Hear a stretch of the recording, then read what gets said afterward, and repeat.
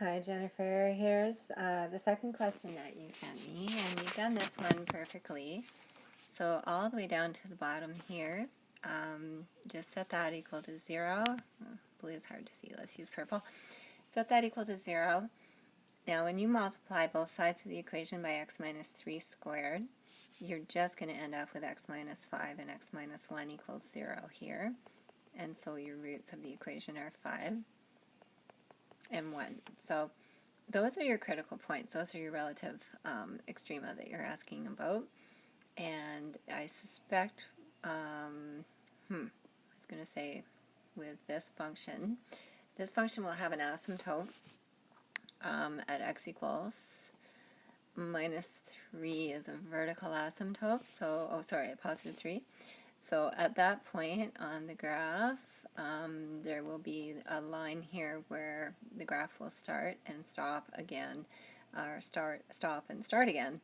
And so that will be something that you'll have to pay attention to, because again, in the second derivative, if x is equal to 3, you're going to end up with the slope being undefined, which is what gives you this line here, this asymptote, where if the slope is undefined, it means the slope is a vertical line, like a 90-degree line.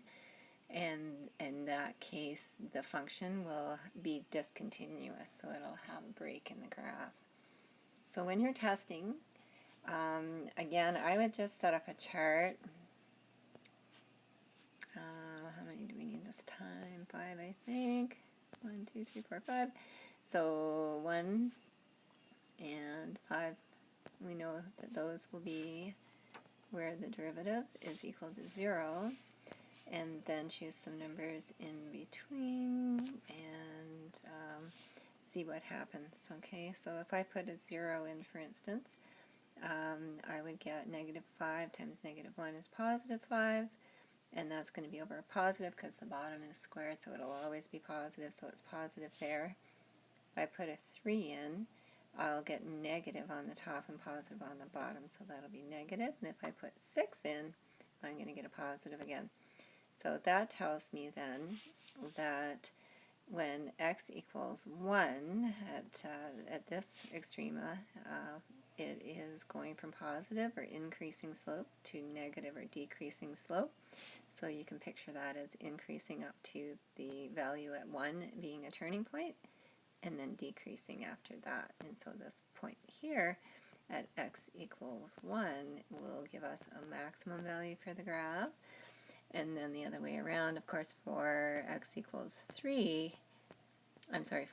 5, you have decreasing slopes, negative slopes, until you get to that point where it's a 0 slope, and then it's increasing after that, and so you've got a minimum point at x equals 5. And so it's important, if they're asking you for the critical points, that you write them as points, which would require that you take x equals 1 and substitute that into the original equation to find out what y equals, and you take x equals 5 and substitute that into the original f of x equation to find out what y equals, and then you're going to write